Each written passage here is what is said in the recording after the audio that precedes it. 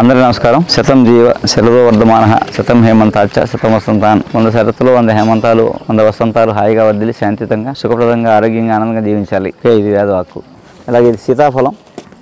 సీతాఫలం ఆకులు క్రిమినాశిని అని చెప్తారు. ఈ ఆకులు ఇది ఇంట్లో పెట్టామనుకోండి, ఇంట్లో ఉండే బ్యాక్టీరియాలు వైరస్ నుంచి చచ్చిపోతాయి. మనం ఏమీ శానిటైజ్ చేయగల అటువంటి మళ్ళీ సైడ్ ఎఫెక్ట్లు మనకి ఎక్కువ వాడేస్తే మళ్ళీ లంగ్స్ అయ్యి ప్రాబ్లం వచ్చేస్తాయి. కానీ అంటే ఆకు ఒక కొమ్మ రోజు ఇంట్లో పెట్టినాం అనుకోండి, ఇంట్లో ఉండే బ్యాక్టీరియా అంతటిని క్లీన్ చేసేస్తారన్నమాట. అలాగే దీని గింజలలో తెల్ల పప్పు ఉంటుంది, అది మెత్తగా నూరి తలకు రాసి క్లాత్ కట్టేసామనుకోండి, పేర్లని చచ్చిపోయి అంటుకుపోతాయి అన్నమాట. వారం 2 సార్లు అయితే ఇంకా జీవితంలో పేర్లు రావు. మామూలుగా ఈ ఆకు పూర్వం మందు వేసుకోవాలనుకోండి, ఆయుర్వేద మందు వేసుకోవాలనుకోండి, ఏదో ఒకటి కలపాలి, అనుపానం తేనో మజ్జిగో పాలో కలపాలి.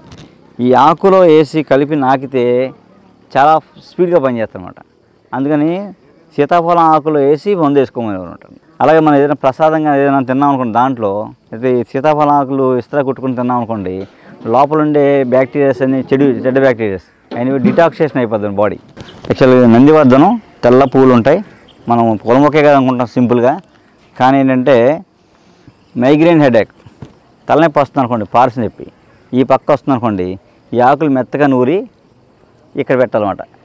ఈ కొలుకు దగ్గర ఇంత ముద్ద పెట్టాలి, పెట్టి పడుకోవాలి. పడుకుంటే ఈ పెయిన్ తగ్గిపోతుంది.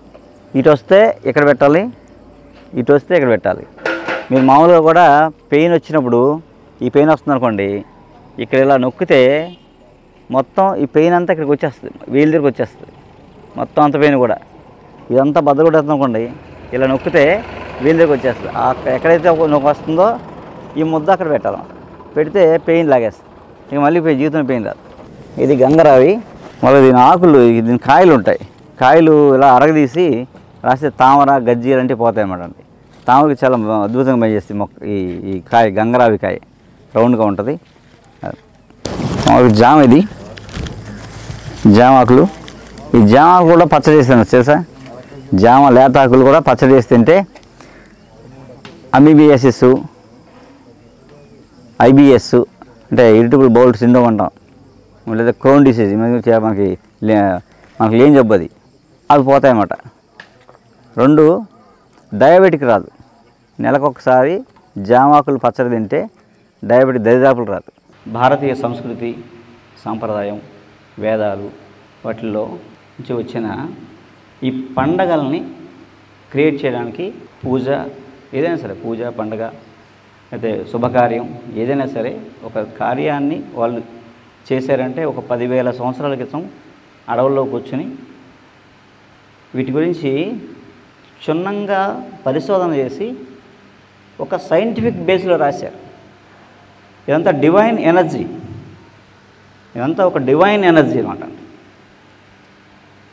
ఎప్పుడైతే డివైన్ ఎనర్జీ ఆరా బాగుందో, మన బాడీలో ఆరా బాగుందో, ఈ బాడీ ఫిజికల్ బాడీ కన్నా యాస్ట్రల్ బాడీ ఆరా బాగుందో, ఫిజికల్ బాడీ డ్యామేజ్ అవ్వదు, సెంచరీ కొట్టేస్తాం. సో మన ఆరా, మన ఇంటి ఆరా, మన ఊరు ఆరా,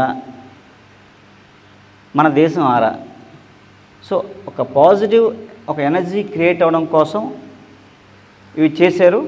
2 ఏంటంటే అలాగే మన ఫిజికల్ బాడీ కూడా బాగుండడానికి సైంటిఫిక్గా కూడా వీటిలో ఎంతో సైన్స్ ఉందన్నమాట. అండి అలాగా ప్రతి పండగకి మనం ఒక 2 రోజులు మాట్లాడుకోవచ్చు. ప్రతి పండగ గురించి మినిమం 2 రోజుల నుంచి 5 రోజులు మాట్లాడుకోవచ్చు, ఒక్కొక్క ఫెస్టివల్ గురించి. మన చిన్న పండగే అట్ల తద్ది దగ్గర నుంచి ఏదైనా సరే. అలా వినాయక చవితి మనం ఒక 4 రోజులు నేర్పాలండి. అంటే నిజమైన వినాయక చవితి శాస్త్రోక్తంగా చేసి దాని ఫలితం పొందాలంటే మనం ఇప్పుడు తరానికి ఒక 4 రోజులు నేర్పితే కానీ వినాయక చవితి చేసుకోలేదు. ఎందుకంటే ఇందులో ప్రధానంగా 3 ఉంటాయి. ఏంటి? ఏకవింశతి పత్ర పూజ. ఏకవింశతి అంటే 21 పత్రాలు, సో 21 మంత్రాలు. ఓకే, పత్రి పూజ ప్రధానం. ఇక 2వది నవరాత్రులు 9 రోజులు ఉంచడం.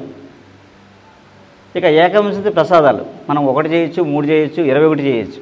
ప్రసాదాలు కూడా 21 ఉన్నాయి. ఒక ప్రాంతాన్ని బట్టి మనం కొన్ని పెట్టుకుంటాం నైవేద్యాలు. కానీ 21 ప్రసాదాలు ఉంటాయి. ప్రసాదాలు అంటే నవరాత్రులు, పత్రి పూజ, నవరాత్రులు, నిమజ్జనం. ఓకే, ఈ వినాయక చవితిలో ఈ 3 మెయిన్ కాన్సెప్ట్స్ ఏంటంటే, ఈ పూజా విధానంలో ఉండే సైన్స్ ఏంటంటే ఎయిర్ పొల్యూషన్, అంటే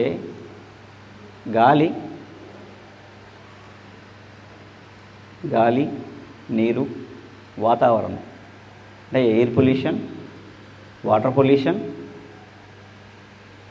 సౌండ్ పొల్యూషన్ కూడా, ఇవి లేకుండా చేయడం కోసమే ఈ ప్రధానంగా పెట్టిన వినాయక పూజ.